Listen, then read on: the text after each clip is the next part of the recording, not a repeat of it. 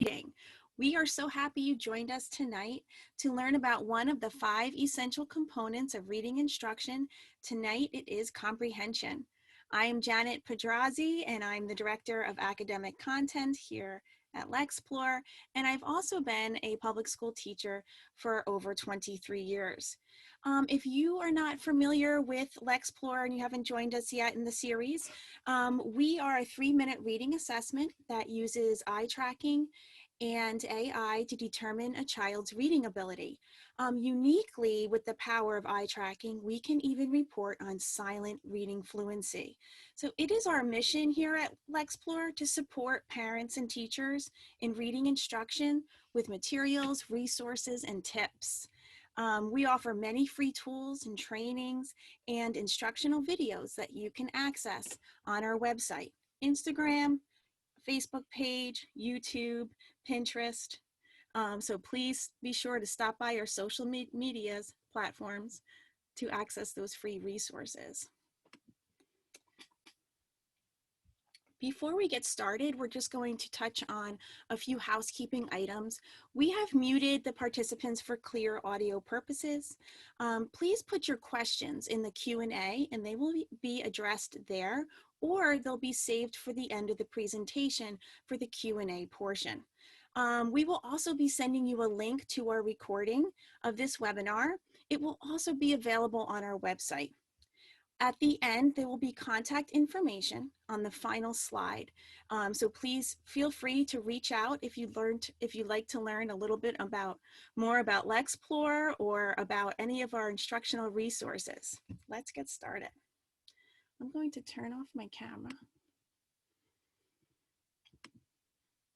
Okay, in each webinar, we are focusing on one of the 5 essential reading components. We have already covered phonological awareness, phonics, and fluency, and today we will be focusing on comprehension. The previous webinar recordings will be available on the website, and we're going to begin this webinar with discussing a little bit about comprehension skills and strategies, while also demonstrating activities and offering the free resources for implementing them. So let's take a look at how the components work together. As you can see here, all the roads lead to reading comprehension. All of the components build upon each other, leading to comprehension. So phonological awareness is the foundation to reading development. In this stage, children are developing an awareness of sounds and how to manipulate them, how to segment them, change sounds to change the words. So this skill is necessary for decoding and spelling. Phonics skills are the rules for the sound-symbol relationships. Students learn to identify letters or letter combinations and translate them into sounds to blend and read words. These phonics and decoding skills help students read unknown vocabulary words. So also there is some reciprocation there, because when a reader has vast vocabulary, more of the words on the page are familiar and therefore more easily decoded.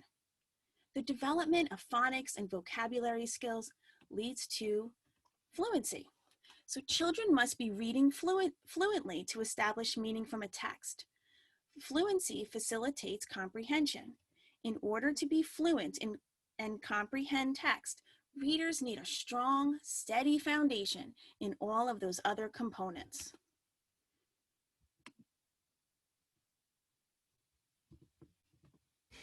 So here we can see the diagram of the road to comprehension and how the phonics and the decoding and the phonics, decoding, and vocabulary are reciprocal. So fluency is this link to comprehension. When children begin to read, they first learn letter sounds, and then they learn to blend the sounds to read the words. When beginner readers are learning to read, they often need to stop at each word, translate the letters into sounds, and then blend those sounds to blend those sounds to read the words. So this requires a lot of mental effort, and after repeated exposure of reading words and spelling patterns, the students begin to automatically recognize those words without needing to decode them. Once the reader is reading words automatically, the mental efforts can be pointed to deriving the meaning from the text instead of decoding those words.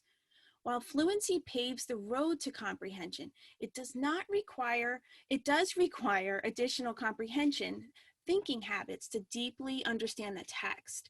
So in addition to having that fluency, we need to help readers establish these critical thinking habits while they're reading. Reading with connotation and expression also helps readers to establish meaning. So what is comprehension? Well, let's see. The ultimate goal for reading instruction is to have students be able to read fluently, to understand what is being read, but is to also to be able to think beyond just the text on the page. Readers use what they know to better understand and make connections between the two. Readers also develop good thinking habits while reading to help better understand what is being read. These habits need to be taught explicitly. So knowledge is cumulative. The more a reader knows about the topic, the easier it is to learn. When a child begins reading a text and having some knowledge of that topic gives a foundation to build on, right? So background knowledge provides the framework for readers to build upon and also helps the readers follow along with the meaning of the text.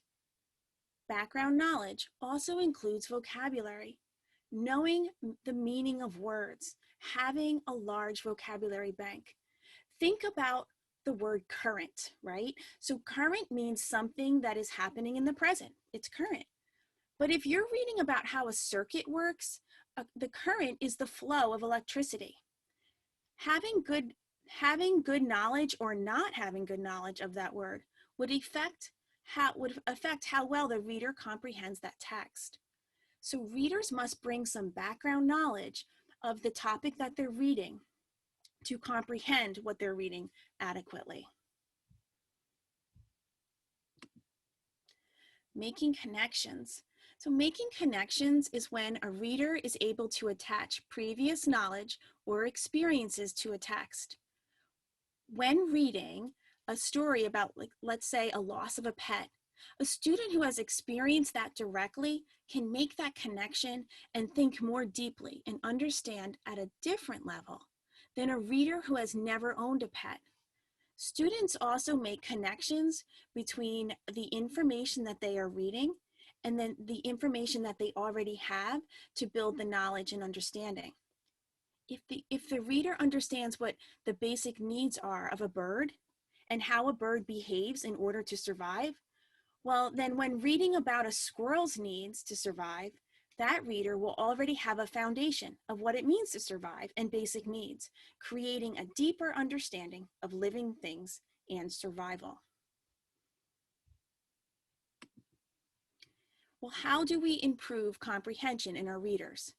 Readers need to develop good thinking habits that will facilitate understanding of the text. Think of comprehension. Think of the skills, the comprehension skills, as habits. They are the behaviors we want our readers to do automatically. They're the mental behaviors that we want them to be doing automatically. In order to develop these habits or skills that help readers automatically make sense of what they're reading, we need to identify each skill and then teach them explicitly. Just like I've been saying about all of the other components, these skills need to be taught explicitly in a structured way. So we first model these skills using think alouds while reading. We guide the students while trying the skill, and then we offer many opportunities for guided and independent practice.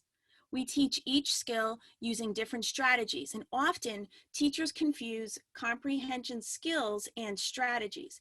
In this webinar, we're going to review some of the skills and then the strategies we use to teach them. They do get a little confusing because they're a little overlapping at times. So here's a list of some of the skills, or like I like to call them, thinking habits. These are what we want to be sure to teach explicitly. Each skill has several strategies to help develop that skill. Modeling and teaching the skills explicitly will help readers find meaning in these thinking habits and develop them so that they do it automatically when they're reading on their own. Now let's take a look at how that's done. Teaching the skills thoroughly requires a structured lesson approach that begins before reading and happens throughout, and then provides the students with another opportunity to apply the skill using the strategy at the end for practice and to think more deeply about what they read. Before teaching each skill, think about how you want to set your readers up to use these skills, and also think about why the skill is important. You know, I am always focusing on explaining to my children why I am teaching them something. So we set the purpose for reading by reviewing the skill and the strategy and possibly giving some quick examples. During the reading, you're going to model that skill and strategy, then guide the students in applying their new knowledge. After reading, you provide opportunities for independent practice and explanation time. All of our skills help us better understand what we are reading.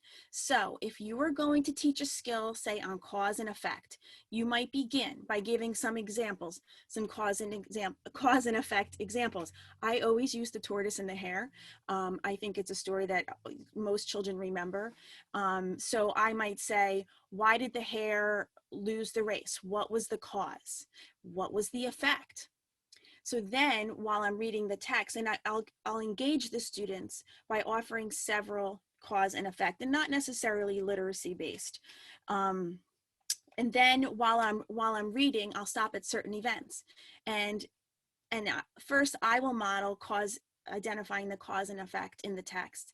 And then on the next event, I might stop and then guide the students to identify the cause and effect.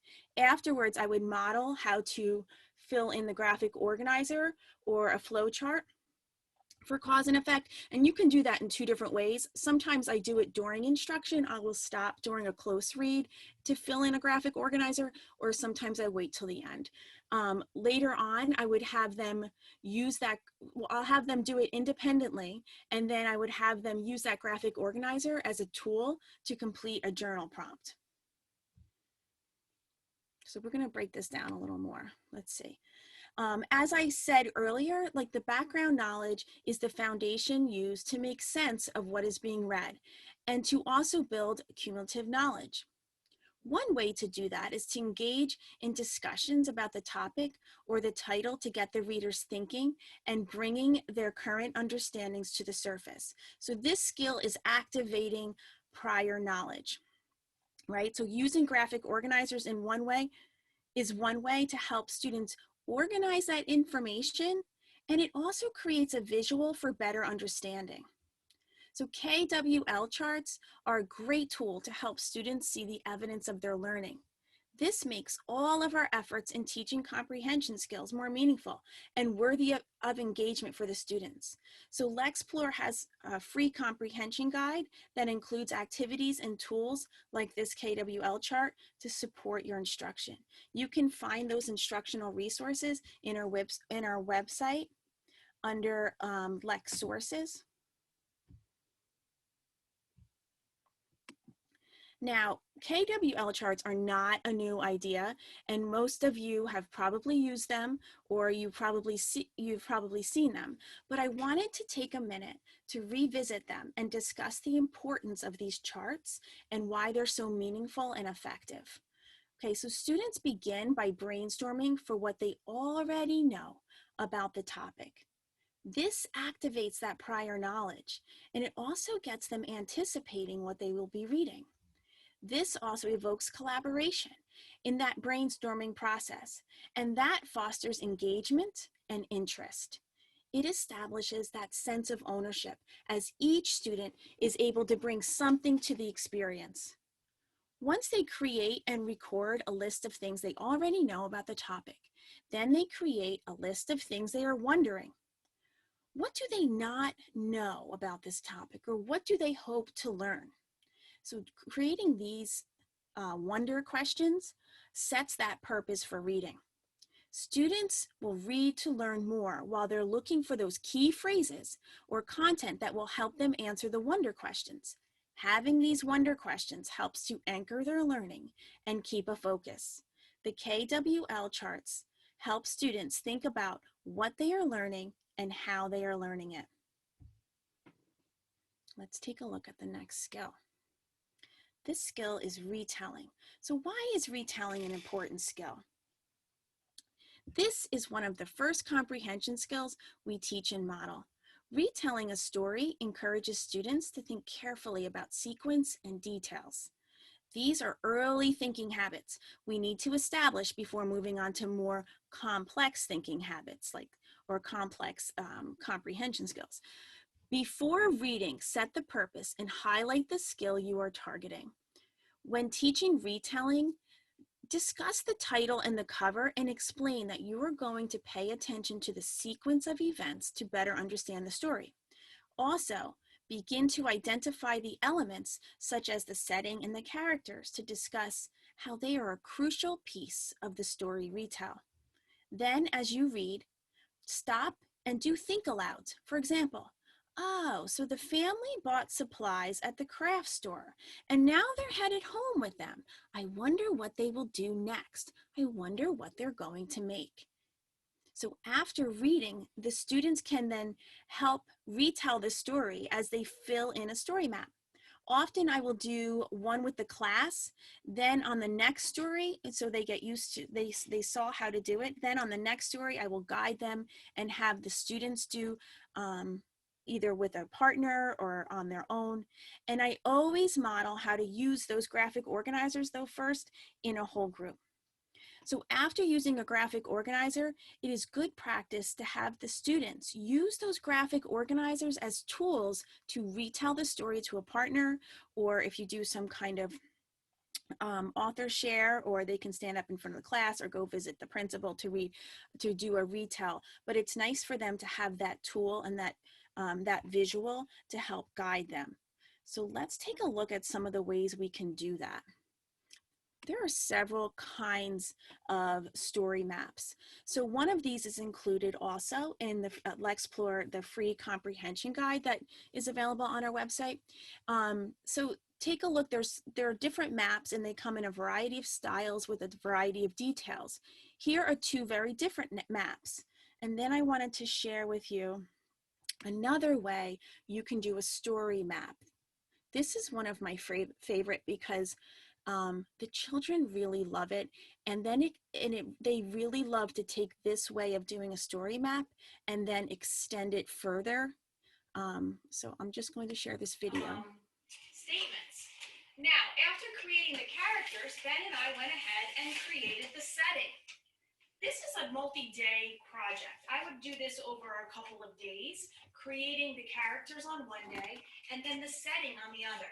So there you have it. You're talking about story elements, the parts of a story, characters, and setting. So if we're going to be at the firehouse, of course we need a fire engine, right? So we created this so we can talk about the sequence of the story. You can have your child retell the story, which is an important part of comprehension and understanding sequence, by using the settings map that you created and the characters. Now, I noticed when I finally get around to having time to doing something like this in my classroom, I always think, oh, I just don't have time for that. I just don't have time.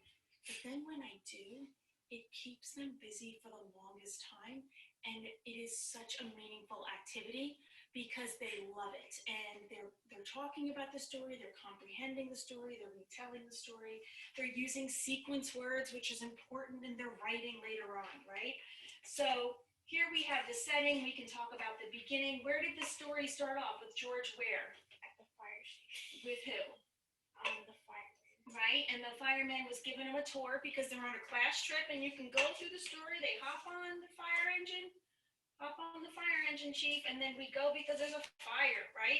And you can continue on with the beginning, the middle, the end of the story. There are so many components of comprehension that you can tackle with this little activity. This can take up a couple of days, starting with the characters. The kids love it, and they actually stay engaged for a long time, and you'll get a lot of independent play out of it too, okay? So, what you can't get from this video is how engaged that the students are in their retells. And when I have the kids do this, sometimes I have them do it in group activities. And this can be done at all levels. You can stretch this to all reading levels. This is like a kindergarten level. But when they engage in this, I always circulate to hear and listen to them take turns at retelling to their peers, but then they extend the story, which is actually them thinking very deeply about the story. And it's just fascinating to watch them. This is one of my favorite activities. So it's a great activity to make time for. Okay. So the next skill is visualization, visualizing what they are reading. Teaching students about visualizing while reading is one of my favorite things to do. There are so many exciting and fun ways to do it, and I like to use illustrating and descriptive word lessons to help students establish this important comprehension skill. I like to use the story Abby Yo-Yo. It's a South African folk tale about a monster that comes to terrorize a village. You definitely want to. It's a little scary, so you definitely want to check your audience. But the kids love it, so I love reading it and watching their faces. And before reading, I give examples of descriptive words and details. So to help, like, I give them these descriptive words and details, and I to help them see the images in their mind and help them see the difference between descriptive sentences and non-descriptive sentences. So I might say the dog walked down the street. Close your eyes and visualize that. Okay, so we all do that, and we're all going to vary in our images, right? But then I say, okay, now compare it to this. The humongous black furry dog sauntered down the sidewalk with his dripping tongue hanging out of his mouth and his tail wagging. Okay, and then I have them visualize that, and then we talk about how we compare them and how they're different, and how the second one, the images in the children's minds might be more similar, right? So this helps them understand the importance of visualizing what the author is trying to say.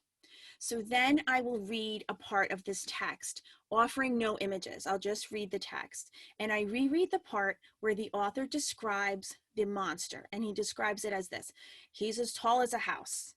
It's going to be hard for me to read it not in the special voice. He had long claws because he never cut them, and slobbery teeth because he never brushed them. And he had matted hair because he never combed it, and stinking feet because he didn't wash them. Okay, and then I have the students close their eyes and paint that picture in their minds, and afterwards they draw what they saw. And of course they love it because it's about monsters. But this is a great fun activity to teach them how to really kind of pay attention to those images in their mind that they're seeing when they're reading, and what the author's purposes are when they're using certain descriptive language. So our next skill is making inferences. This is such a crucial one and such an important one, especially for those students who have to take those very important tests. So for this one, we're going to use the strategy of asking questions and finding evidence. So making inferences is a comprehension skill that can be taught and modeled at the earliest ages of emergent reading.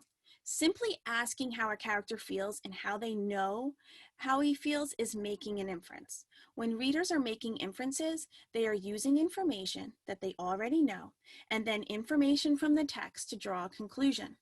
Before reading, I always display an anchor chart that provides a visual of the skill or strategy. Here is an inference chart I made and would review before the lesson.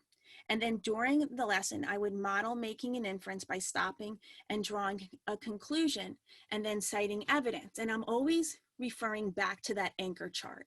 I'm always using that anchor chart as a reference when I begin and when I introduce the skill, but also then when I'm stopping during the lesson, I go back and I talk about which parts of the anchor charts we're working on, right? So then next the students, I would guide the students in making inferences, and then after the story, it would have the students work more independently to make inferences. Now we can see how this is done. Hi, welcome back to lunch break at Lex Portal. Today we're going to work on comprehension skills. It is super important to help our children develop good reading thinking habits. When we have these good thinking habits, it helps us better understand and comprehend the text. So today's skill we're going to talk about is inferences. Well, what is an inference? An inference is when we're using information from the text and information that we already know, and we bring that together to draw a conclusion, okay? The information that we get from the text, that's our evidence. Bringing the child back to the text and having them point out where the specific evidence is very helpful. And what I already know, that's the reasoning, okay? So let's take an example. We can use inferencing throughout all reading levels. Let's take a look at how we can inference with the Diary of the Wimpy Kid. So one inferential question could be, why is the character hiding the eggs? Ben, why is the character hiding the eggs? I think because he doesn't want his brother to wreck them. He doesn't want his brother to wreck the eggs, right?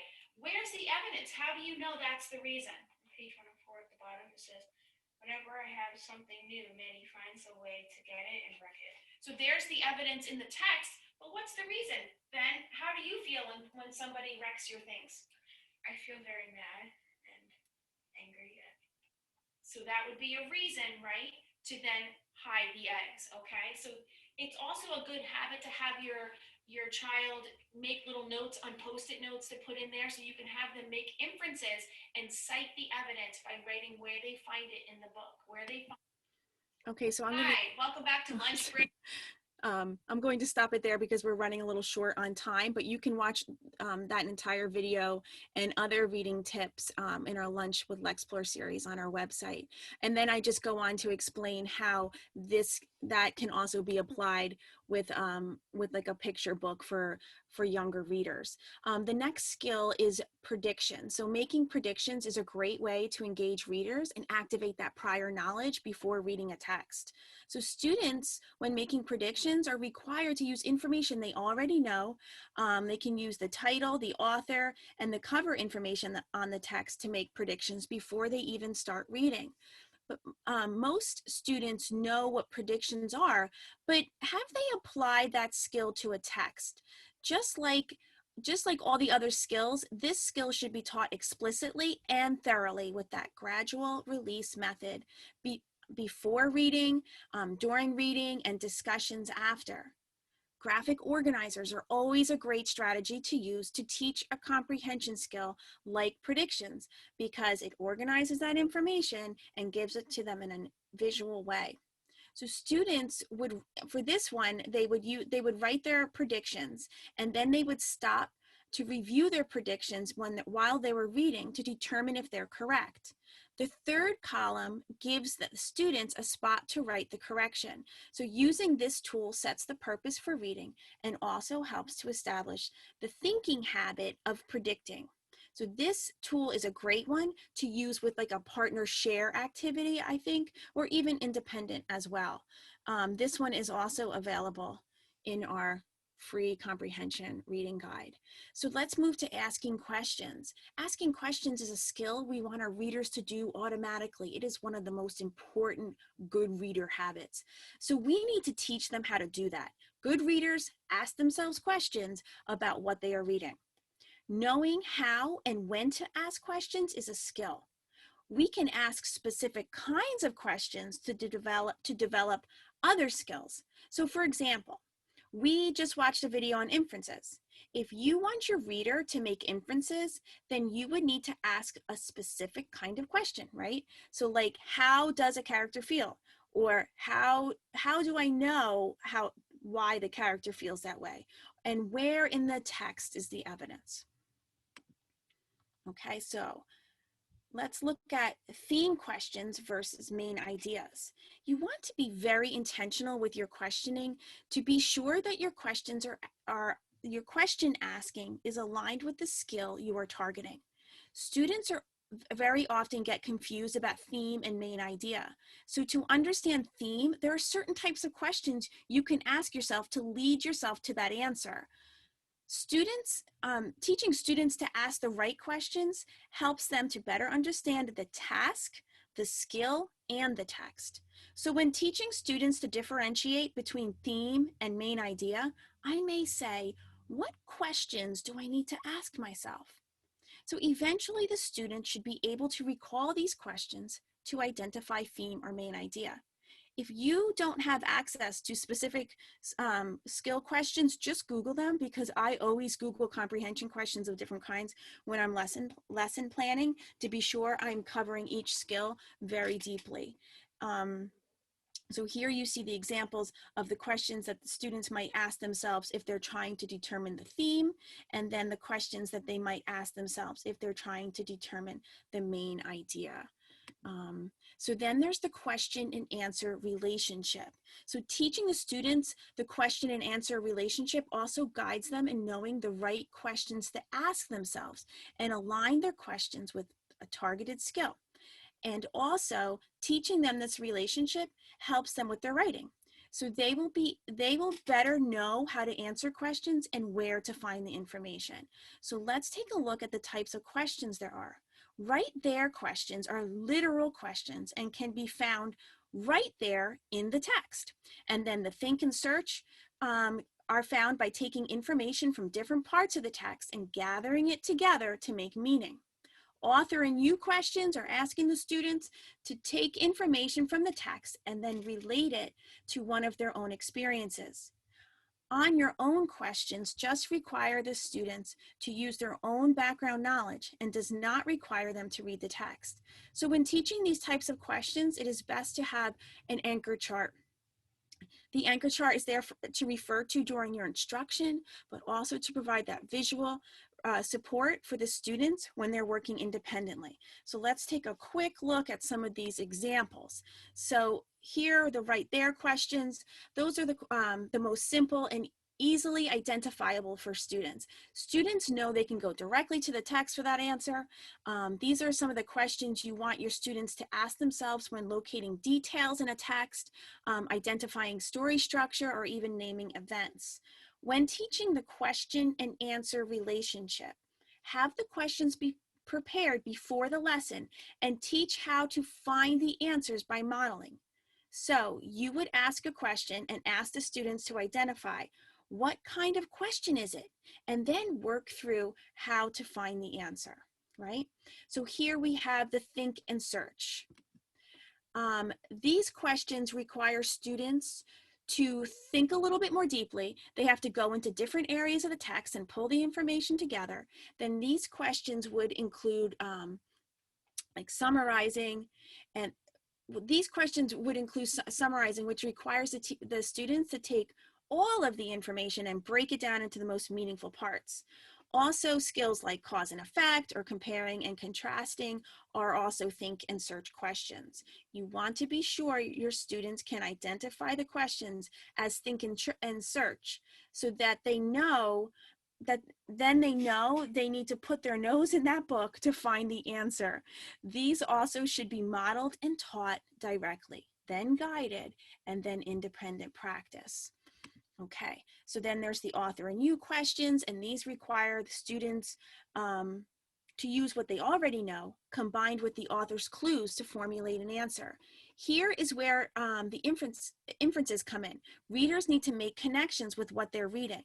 Now remember, we are teaching these relationships explicitly and in a gradual release fashion. So making sure we are giving direct instruction, guided instruction, and practice.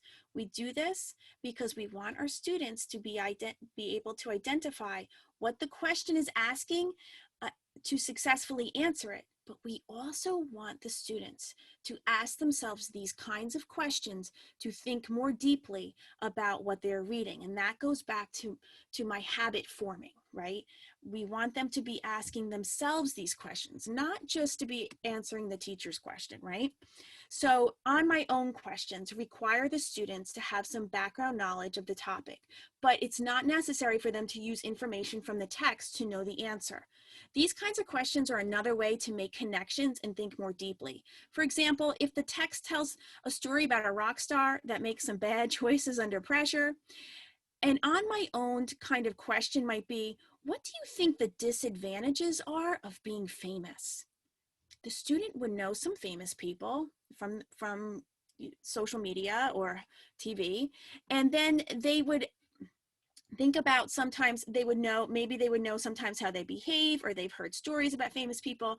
So they would use that information and their opinion and experiences with that topic to answer the questions. Now, you might ask, why are we doing this if it's not bringing it back to the text? But it is, because while they are doing this, they are also relating to the character in the story and thinking more deeply about why he or she may have made the choices they did. So when you're coming up with comprehension questions, it might also be good to use this as a framework to have one of each kind of question. Okay, so back to that goal of reading instruction that I touched on in the beginning of this webinar.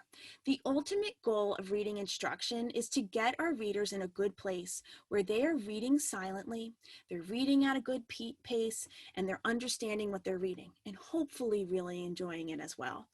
But before beginning to focus instruction and assessments on comprehension, we need to provide our readers with the foundational skills needed to attain word recognition and fluency.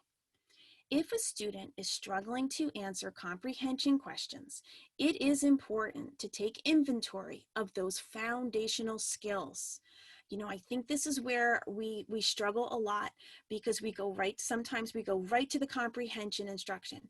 And when the students are actually in need of targeted instruction in phonics, fluency, or maybe even phonological awareness.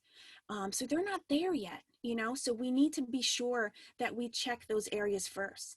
And we have to be careful not to put that cart before the horse. Readers need explicit, structured instruction in all 5 essential reading components to become good, strong readers. Like all of the essential components, reading instruction should be progress should be monitored and assessed. The Lex Portal reading assessment can help teachers determine if a student has deficits in the other components.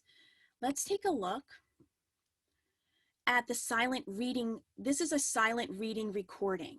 The bubbles are the fixations where the reader pauses to read the word, and the saccades are those lines where the reader's eyes are gliding across the text. The reader on the right has more regressive eye movements and larger fixation bubbles. So the Lex Portal also provides fluency scores and reading levels, grade level equivalency, and more. But I find these recordings to be the most valuable. They're most valuable because I feel as a teacher, they provide the most insight in my reader's ability. So if the reader on the left were struggling with comprehension, you can see that they are fluent in reading. So they will need targeted instruction in comprehension. But otherwise, you might want to go back, review all the data, and then target instruction in the other components. So this Lex Portal reading assessment is unique in its ability to also provide this very valuable insight on silent reading. Now, however you choose to assess, it is important to be sure that those foundational components are intact to ensure a good, solid comprehension and reading fluency.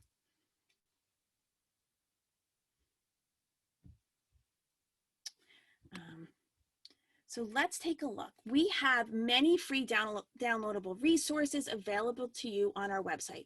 We have one specific comprehension guide that includes some of the tools that you saw tonight and many more. And it also includes the activities that go along with it to give you that structure. And then there's also anchor charts, and we have video tips. And that lunch with Lex Portal, there are a lot of video tips on reading instruction and activity demonstrations. So definitely take a look at our website to view those free resources. So before we wrap up, Melissa, do we have any questions in the Q&A? Yeah, there was one question about a think aloud strategy, but it might have been right before you actually launched into a lot of detail about that. But if you could just give a quick summary of what that think aloud strategy, what maybe an example of that. Oh, okay. So if you can use think alouds, and think alouds is exactly that. It's you talking about how you're thinking. So if you're demonstrating, let's say, cause and effect, you would as you're reading aloud to the students, you would stop at an event.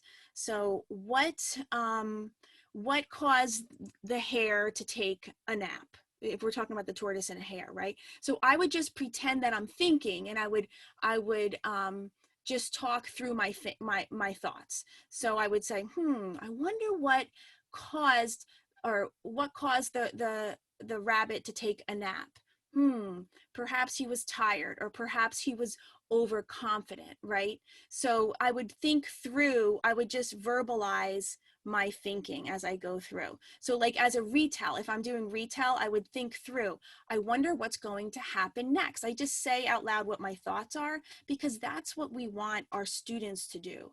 And then I would say, oh, let's see, I'm going to read on. I might give a prediction, and then I'm going to read on. And now I know this is what happened first, so let's see what happens next. So it's just really verbalizing that thinking process for whichever skill you're targeting. Okay, I think that was the only question that we had. So okay. Thanks. Well, so this is my contact number, email if anyone has any questions, or you want to learn more about Lexplorer, you're interested in our resources.